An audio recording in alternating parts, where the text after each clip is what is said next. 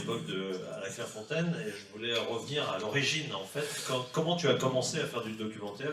Comment tu as pris une caméra et t'es lancé dans cette chose qui, à l'époque, n'était pas si courante que ça? Alors, ça remonte un peu à loin, parce que, en me replongeant dans mes souvenirs, je crois que ça remonte à l'âge de 5 ou 6 ans.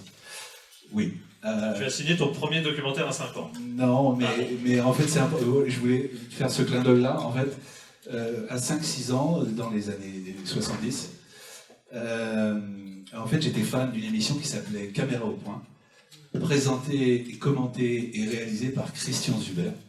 Et dans le générique, on voyait même Christian Zuber avec une caméra Super 16 qui allait filmer les animaux dans le monde entier. Ça a été quelque chose de déterminant. Et puis après, je suis un petit peu obligé de raconter un peu la jeunesse, je vais faire court. Une scolarité normale, un bac de justesse, un échec cuisant au concours des grandes écoles de commerce. Tout ça, ça m'a donné envie, ça a confirmé mon envie d'ailleurs. Donc en fait, je me suis engagé dans la marine nationale. J'ai appris mon premier métier. Si je vous raconte tout ça, c'est parce que ça a évidemment du sens derrière. Mon premier métier, ça a été timonier, c'est-à-dire je m'occupais de la conduite du navire, entre autres. J'étais pas tout seul, bien sûr, et je traçais des cartes, voilà. Et ça a été un apprentissage de discipline, de valeur et d'engagement, et qui fait que ça a décuplé mon envie. Quand j'ai arrêté, je suis revenu à Paris, j'ai été embarqué sur un escorteur d'escale, c'était fantastique. Et quand je suis rentré, je me suis dit, il faut que je reparte. Et j'avais envie de raconter des histoires. Et jusqu'au jour où le 9 novembre, et c'est ça le vrai déclic, j'espère qu'il répond à ta question, le vrai déclic, ça a été le 9 novembre 1989, où j'assiste, comme des millions de gens, à la chute du mur de Berlin. Et là, quelque chose m'a attrapé, je ne sais toujours pas ce que c'est, m'a happé, et je ne savais pas filmer, j'avais pas de caméra, je suis parti dans les 2 heures. J'avais une voiture, j'ai emprunté une caméra dont je ne savais pas me servir. Je suis allé là-bas et ça a été mon premier reportage. Voilà, je crois que le déclic, ça a été là. Et tu ne filmais rien? Si, Non, mais avant ça. Non, pas du tout. Non, ça t'est venu comme ça. Il fallait que tu sois témoin d'un événement du monde, quoi. Exactement. J'ai été happé en me disant, il faut que je sois là-bas. C'est quelque chose, c'est un aimant qui m'a attiré. Je ne sais toujours pas pourquoi, mais j'ai tout quitté dans les 2 heures. J'ai dormi dans ma voiture, j'avais pas le centime, j'avais pas le sou, et j'ai dormi dans ma voiture, c'est très froid, et j'ai assisté à ça, j'ai filmé ça. Le reportage, je ne vous conseille pas, il est catastrophique. J'ai fait des grandes envolées philosophiques en voix off et tout ça. Donc ça, c'était terrible. Mais ça a été le vrai départ. Et alors pourquoi tu en es venu au sport? Est-ce qu'il y avait une passion? Parce que jusqu'ici on n'a pas vu de sport. On a la marine, l'école de commerce, non, il n'y a pas de sport, mais... Le mur de Berlin, je n'ai pas vu de sport encore. Non, mais alors ça a commencé, ce reportage en fait, qui n'était pas un documentaire, sur la chute du mur de Berlin m'a permis d'être embauché comme cadreur dans une grosse société qui s'appelait Euromédia à l'époque, et qui m'a permis de parfaire ma technique. Ton film imparfait a quand même séduit par... Ils ont trouvé quelque chose. Ils se sont dit, le petit jeune, il a envie de faire des choses, quoi. Même si tout reste à faire, il a envie de faire des trucs. Donc on va lui donner une chance. Donc là, j'ai été embauché comme cadreur de plateau, et j'ai eu la chance d'assister à tout un tas d'événements sportifs, et l'adrénaline du direct, et donc j'ai effectivement commencé à toucher au sport. J'ai fait une spéciale dédicace à Monsieur Lustig, Jean-Philippe, puisque j'ai commencé avec les matchs de boxe sur Canal.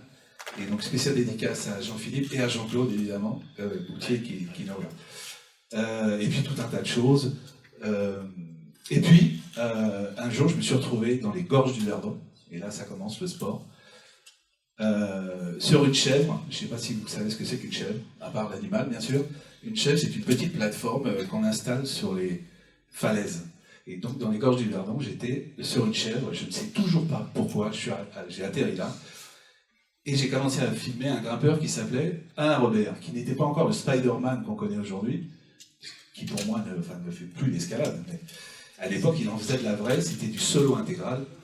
Et pour la première fois dans mon œilleton, je filmais un grimpeur de haut niveau défiant la mer et la mort, pardon, à 250 mètres du vide, et ça m'a marqué à vie. De là, je pense, est venue une obsession qui m'a jamais quitté, c'est savoir savoir placer sa caméra, trouver la bonne distance. Donc, au début, ça a été un peu lointain. J'ai filmé les concurrents du Paris-Dakar à bord et du Paris-Moscou-Pékin et tout un tas d'autres rallye raids mécaniques, sport mécanique.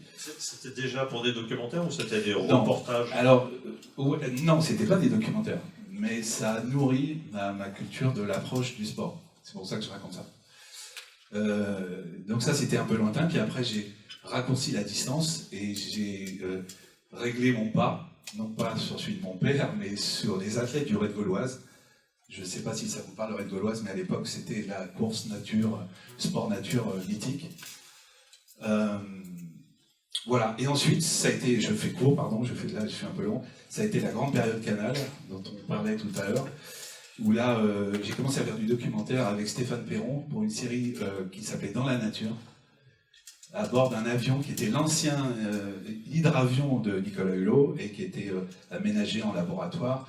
On est allé à la recherche des grands peuples du monde, des scientifiques, ça a été fantastique. Après, il y a eu les Jeux Olympiques d'Atlanta en 96, où là j'ai eu la chance de commencer à tourner les coulisses avec Thierry Ray, je ne sais pas s'il est là, mais je l'ai entreaperçu. Et puis... Il doit regarder des films, parce que quand on est au jury, on passe son temps à oui, regarder je pense des que films. c'est ça.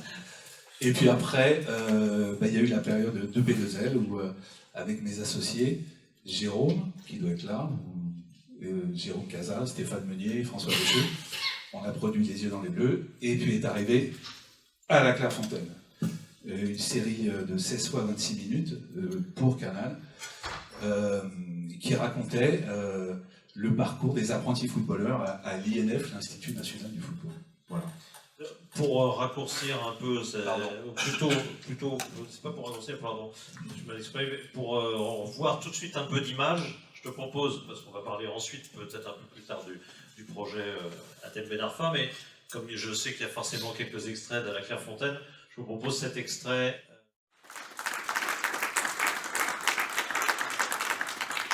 20 ans de suivi d'Athènes Ben Arfa.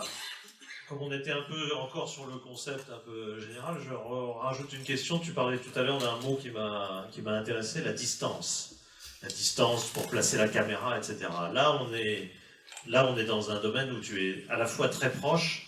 Comment tu trouves la bonne distance pour justement tourner un documentaire sur une personne que tu connais certes bien, et comment réussir un documentaire? Quelle est la recette? La recette, je ne la connais pas. Là, c'est une série, hein, en l'occurrence. Je ne sais pas encore, même si c'est une série. Pour l'instant, c'est un peu hybride. C'est des choses qui sortent pour la première fois.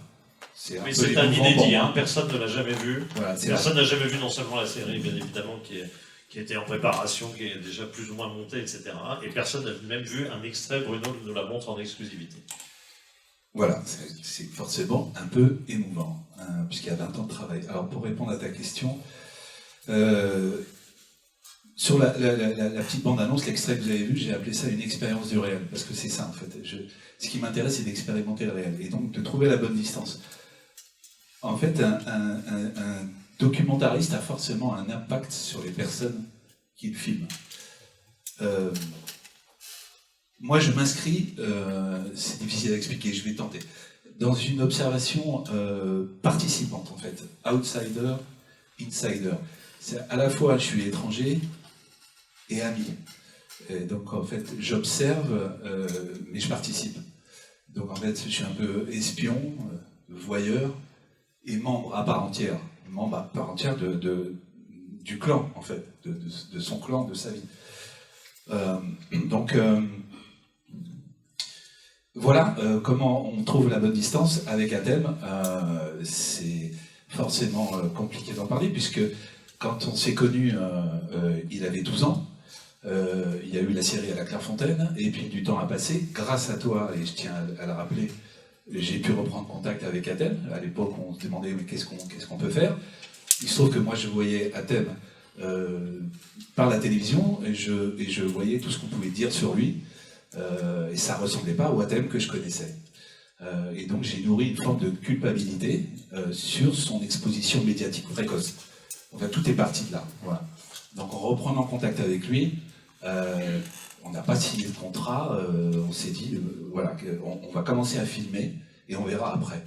Et puis la relation est devenue amicale et puis fraternelle. Et donc forcément ça aide pour filmer. J'avais toujours une caméra, enfin ma caméra avec moi, mais je crois que 90% du temps je ne m'en servais pas. Ce qui fait que quand je la sortais, on s'inscrivait dans quelque chose d'assez naturel.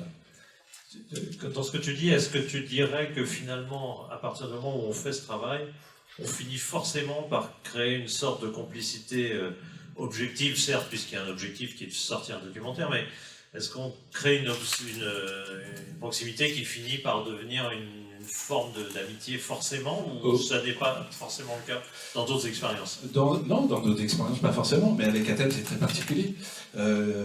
Puisque le fait de le filmer sur 20 ans, j'ai pu avoir accès à des choses, vous commencez à apercevoir, des choses très intimes.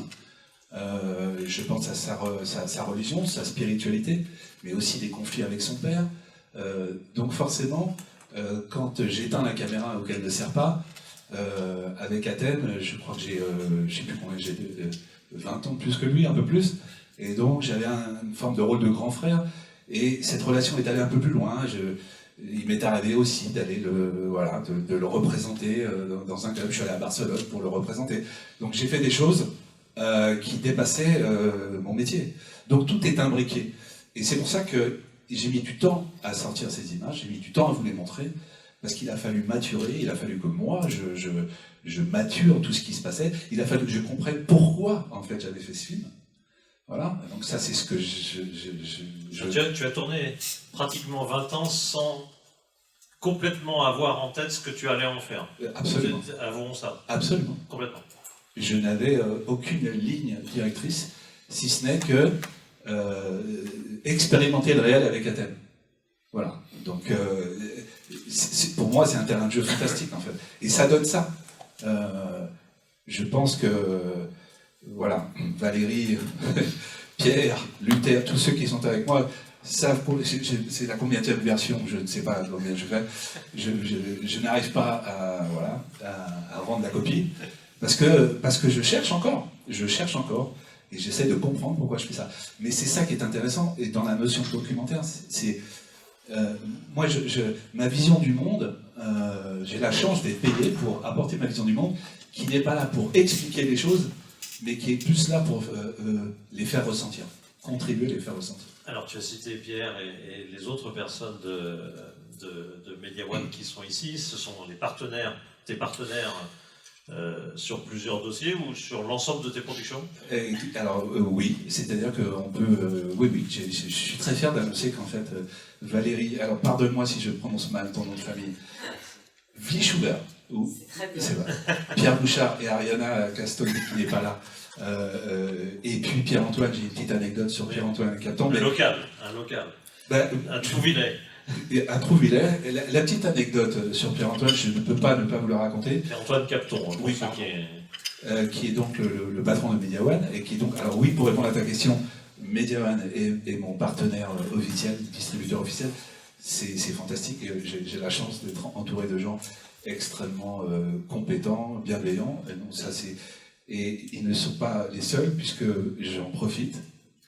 Je parle de l'agence LGDM Conseil, pardon, c'est tout nouveau, où je suis accompagné par Luther Beaumont, Stéphanie Maury et Malo Beaumont, avec bienveillance, amour et grand professionnalisme. Donc c'est tout nouveau pour moi parce que je ne suis plus seul. Je suis solo depuis 30 ans et aujourd'hui je ne suis plus seul. Voilà. Alors ce qui est intéressant aussi, là on est sur un projet où tu as avoué tout à l'heure qu'il est ultra difficile à faire naître, à sortir de toi-même, si j'ose dire. Est-ce que, justement, quel est le rôle d'un producteur dans l'accouchement d'un tel documentaire? Alors, il se trouve que la particularité, c'est que je suis mon propre producteur. C'est un peu complexe.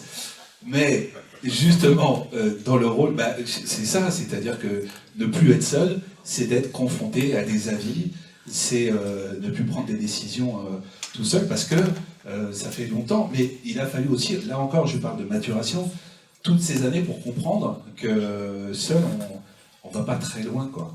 Voilà. Donc aujourd'hui, cet accompagnement, il est... voilà, je suis le plus chanceux du monde. Voilà. Alors tu as d'autres projets en cours, je suppose, avec les mêmes acteurs que tu viens de citer. Un autre footballeur assez important, on voit les images tout de suite peut-être? Alors là aussi un magnifique projet qui doit émouvoir un peu Annie Gasnier, qui a été ambassadrice, non, je ne peux pas exagérer, correspondante de RFI pendant des années au Brésil. Rai, qui est un grand joueur, qui a été champion du monde, mais son frère, son grand frère, Socrates, c'était un monument. Bruno, tu veux qu'on écoute tout de suite Rai qui nous a envoyé un message? Rai, voilà, normalement, avait eu la gentillesse de venir vous dire quelques mots. Et puis, il n'a pas pu, et il vient d'envoyer une vidéo, et qu'il avait envie de... Voilà, il s'adresse à nous, je crois. Bonjour, ici c'est Rai. Bon, vous allez voir, vous avez vu un extrait de l'inauguration de la rue Socrates. Aussi, pour avoir une idée de tout ce qui va se passer pour ce documentaire, ce projet qu'on commence et qu'on va aller au bout. Et vous avez pu voir aussi un peu de langage de ce documentaire, de ce projet. Il y aura plein d'autres choses à raconter. Bien sûr, il y aura des recherches de tout ce qu'on a vécu déjà, mais beaucoup d'autres événements, le quotidien, comment ça se passe, le quotidien de toute l'initiative qui est moi et tout le monde qui est autour de ce projet, nous allons montrer. Bon, et bien sûr, il y a eu ces rencontres entre moi et Bruno. Et puis, la première rencontre, le commentaire sur ma vie, c'est quelque chose que jamais m'a attiré l'attention. Mais cette approche du côté humaniste, cette approche aussi un pro comme Bruno, et cette entente qu'on a eue au niveau humain, je suis sûr que ça va faire toute la différence pour notre projet. Salut Bruno, bon festival à tous encore. Et j'aurais voulu être avec vous, mais malheureusement, j'étais pris à plusieurs rendez-vous ici à Paris et des voyages au Brésil aussi. À bientôt. En fait, vous voyez l'être humain que c'est. Le comédien Jean-Louis Barrault disait que le sportif est un intellectuel du corps. Rai, non seulement c'est le corps, la tête, mais le cœur. C'est un homme exceptionnel. Voilà. Et très en phase, tu vas dire un mot sur ce projet de documentaire, parce que tu en es vraiment au démarrage, très en phase avec notre Deauville Sport Dog Festival. L'aspect sociétal va être essentiel dans ce documentaire. On ne va pas juste voir un champion du monde. Ça rejoint un peu ce que j'allais dire, moi, ma démarche, ce qui m'intéresse. D'ailleurs, dans le documentaire sportif, je voulais dire un mot là-dessus, je ne sais pas trop ce que ça veut dire. Non, mais c'est vrai, parce que... Développe. En tout cas, moi, ce qui m'intéresse, c'est plus le sportif que la discipline sportive. Je préfère raconter des histoires que des performances. Voilà, c'est ça que je voulais dire. Et donc, Rai s'inscrit dans cette démarche parce que, en gros, il va y avoir à peu près 3 piliers de narration. La première, évidemment, on ne peut pas passer à côté de sa carrière exceptionnelle. Je crois, le grand spécialiste va me dire oui ou non, je crois qu'il a été élu joueur du siècle du PSG, me semble-t-il. Devant Georges Weah. Ce genre de truc de supporters, je ne regarde pas trop. J'en sais rien. Bref. Mais en tout cas, il pourrait, parce que c'est un personnage énorme. Ouais, on a un spécialiste. Donc ça, c'est une première chose. Donc je vais raconter, et aussi à travers, évidemment, la carrière de son frère, qu'on connaît, la démocratie corinthienne, exceptionnelle, pendant la dictature. Ça, c'est une première chose. La deuxième chose, il vient d'être nommé ambassadeur du PFC. Le PFC, donc l'autre club de Paris. Et donc il y a beaucoup de choses à raconter. Et puis il y a un troisième axe narratif qui pour moi est peut-être le plus important, c'est son engagement et ses combats dans le social et son association Gold et Letras qui vient en aide aux jeunes défavorisés des favelas. Tu parles déjà portugais. N'est-ce pas? Bon. Et ça, c'est Plus près. malheureusement, c'est le mimétisme. Et donc, et c'est Gold Electra s'occupe à travers la culture et le sport pour venir en aide aux jeunes défavorisés. Tu as une idée d'ores et déjà de ce que ce sera? Si on le voit l'année prochaine à Deauville, ce sera quoi? Une série? Ce sera un doc unitaire? Tu sais pas encore. Je n'en sais rien. Et après les 50 versions que je vais faire, Donc pour le Deauville Sport Dog Festival 2034, nous devrions présenter. Non, mais je pense que l'année prochaine, je ne veux pas m'avancer, je ne veux pas me faire taper sur les doigts, mais... Tu seras à nouveau à ce micro pour présenter un film, c'est ça? Oui, alors peut-être Athènes, peut-être Rail, et peut-être... Et peut-être un autre dont on va parler tout de suite? Si tu veux. Quel sens du... Timing. Quel sens du timing. Oui, alors, oui, il y a tout un tas de projets, mais maintenant il faut... Ah mais là c'est du concret, le projet dont on va parler, il est presque fini, enfin... Oui, alors... Presque fini de tourner, c'est pas tout à fait pareil. J'ai la chance d'avoir toute ma vie, ma carrière, avoir fait des rencontres exceptionnelles. Il y a eu Athènes, il y en a eu aussi évidemment plein d'autres, Rail. Et puis j'ai rencontré Marie Tabarly. Marie Tabarly, qui est la fille de son illustre père, et qui aujourd'hui a repris en fait la tête de son bateau mythique, qui est le Penduic 6, pour faire la course autour du monde, dans l'esprit de la Whitbread de 73. Il se trouve que Éric Tabarly avait fait construire par la Marine nationale, par les chantiers navals de Brest, Penduic 6, pour participer à la Whitbread. Il n'a jamais gagné une étape. Et donc Marie, il a gagné d'autres choses. Il a gagné le solitaire, en solo, sur le même bateau. Un bateau qui est fait pour 12 membres d'équipage. Donc c'est pas pour rien qu'Éric Tabarly est devenu Monsieur Éric Tabarly. Et donc aujourd'hui, Marie a monté un équipage pour participer à l'Ocean Globe Race. Je le dis très mal, l'Ocean Globe Race, dans l'esprit de la Whitbread, c'est-à-dire avec un règlement extraordinaire c'est un retour finalement au vrai marin, c'est-à-dire pas d'assistance GPS, pas de satellite, tout au sextant, une navigation astronomique, et 70% de l'équipage doit être amateur. Je ne pouvais pas passer à côté de ce projet, et donc effectivement, série, film, je n'en sais rien, mais aujourd'hui, elle est en tête, après avoir... Elle doit arriver dans quelques jours? 10 jours. Dans 10 jours encore. Je pensais même qu'elle arriverait là, à ce moment-là, parce qu'elle va tellement vite. Elle a connu plein de déboires, ce qui pour un documentaire est juste extraordinaire. Voilà. Et puis les histoires avec les amateurs, il y a des choses fantastiques. Et aujourd'hui, elle arrive à Cowes, en face de Southampton, en Angleterre. Toi qui es un grand fan de voile, ça te parle. Elle a fait une première étape jusqu'à de Southampton, le Cap, Afrique du Sud. Ils sont allés en Nouvelle-Zélande, Auckland, et ils sont repartis à Punta del Este, Uruguay. Et là, ils sont sur la dernière étape, ils viennent de passer le poteau noir, je ne sais pas si ça vous parle, mais c'est le grand anticyclone de l'Atlantique, et ils arrivent dans 10 jours. Et donc, ça a été fantastique, je lui ai confié une caméra à bord, sachant qu'évidemment, je suis allé la voir à chaque point d'étape, et ben voilà, si vous voulez voir oui, les images, bien sûr.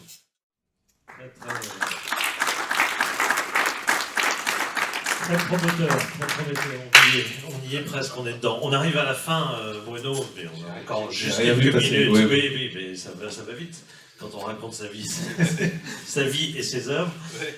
Allez, sors-nous de ces 3 moments d'exception que tu nous as fait partager, encore une fois, vraiment d'exclusivité. Personne n'avait jamais rien vu de ces projets-là. Un moment très très fort, très personnel avec ces personnes. Je m'y attendais pas, celle-là. Non, c'était pas programmé. Forcément, je pense à la plus grande histoire qui m'est arrivée, c'est celle avec Athènes. Et j'ai en tête 2 moments, en fait. J'ai le moment où Athènes étant convoqué à la commission de discipline de la 3F après l'Euro 2012, où il avait eu un petit écart d'humeur dans le vestiaire. En fait, on est allé, évidemment, accompagner Athènes à l'audition. Et sur le trottoir, le père d'Athènes frappe Michel, que tu connais, Michel Voisine, son conseiller. Et ça, et derrière, s'en est suivi une course-poursuite dans Paris. Voilà. Donc, quand on dit que la réalité dépasse la fiction, je n'en reviens toujours pas. Et puis le deuxième moment, pardon de reparler de ça aussi, mais c'est l'enterrement du père d'Athème, et c'est aussi toute la particularité de ce projet. Athème me demande de venir filmer l'enterrement de son père, sachant qu'ils ont été fâchés toute une partie de leur vie. Et je dis, Athème, je peux pas faire ça, c'est trop intime, et puis on est sur un enterrement musulman, moi c'est pas possible, ils vont jamais me laisser. Il se trouve que je connaissais tout le monde, et il a tellement insisté que je lui ai dit, j'accepte à condition que je filme avec le portable. Et donc j'ai filmé cette scène avec mon téléphone portable. Il n'y a pas un regard, et ça j'y tiens beaucoup, à la caméra, et c'est criant de sincérité et d'émotion. Et pour Athème, c'est charnière pour lui. C'est là où il va devoir vivre finalement sans autorité. Ben, merci pour ces mots, parce que je crois qu'il symbolise assez. Ce que tu retiens finalement de ces histoires symbolise un peu ta manière, non beaucoup, ta manière de travailler, tout en intimité, c'est vrai, mais aussi avec une sensibilité extrêmement forte que tu as largement partagée. D'ailleurs, je pense qu'il y a quand même quelques jeunes, moi je vois quelques jeunes éparses dans la salle, donc peut-être des jeunes réalisateurs en herbe, peut-être des jeunes... Oui, Jérôme Cazin, oui, il débute, effectivement. Non, mais je vois quelques jeunes, et ça m'intéresse que tu aies un dernier conseil, peut-être. Tu as montré énormément de passion dans cet entretien, dans cette masterclass, et un dernier conseil, peut-être, pour les jeunes réalisateurs et réalisatrices. Alors, des conseils, tu sais, moi, je me garde bien d'en donner. En revanche, mais si je peux dire quelque chose, c'est que... Alors, je m'adresse à vous, jeunes réalisateurs en herbe. Une fois la technique du filmage, si je puis dire, maîtrisée, en fait, l'art de filmer convoque une sensibilité, une vision du monde qui est propre à chacun. En fait, ça ne se transmet pas.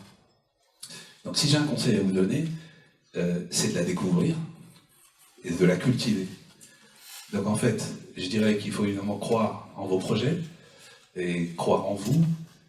Et je vais reciter une phrase, j'aime bien les phrases, les mots sont très importants, surtout quand ils sont gravés de manière immortelle. C'est Jean Jaurès qui disait que le courage, c'est d'aller à l'idéal et de comprendre le réel. Et ça me parle énormément. Donc à vous, jeunes réalisateurs, réalisatrices, je dirais, essayez d'avoir dans vos projets ce courage pour recentrer l'humain au cœur de toutes les histoires que vous devez raconter. Voilà. Merci beaucoup, Bruno. Il nous reste quelques minutes. Évidemment, vos questions seraient intéressantes. Quand on est dans une relation aussi proche avec Athème et Alpha, comment est-ce qu'on décide de ce qu'on peut montrer ou pas? Est-ce que c'est quelque chose que vous vérifiez après avec lui? Est-ce que c'est vous qui en restez maître? Voilà, est-ce qu'il y a une discussion ou est-ce que c'est de l'ordre de l'implicite entre vous? Et évidemment, c'est une autre question, non? Par définition, tout ce que j'ai filmé avec Athème, si vous parlez de lui, il était évidemment au courant, même si évidemment on n'oublie jamais la caméra et celui qui la porte. Je ne l'ai jamais pris en traître, donc il était forcément au courant. Maintenant, dans ce qui va rester, évidemment que ça va faire partie de concertation commune. Mais voilà, rien n'est pris par traîtrise. Non, mais parfois on peut changer d'avis, on peut être d'accord. Alors, changer d'avis, c'est ma spécialité. Et c'est la sienne. Bienvenue dans la famille. Bon, merci en tout cas beaucoup à vous et merci surtout à Bruno Sauvestre. Merci.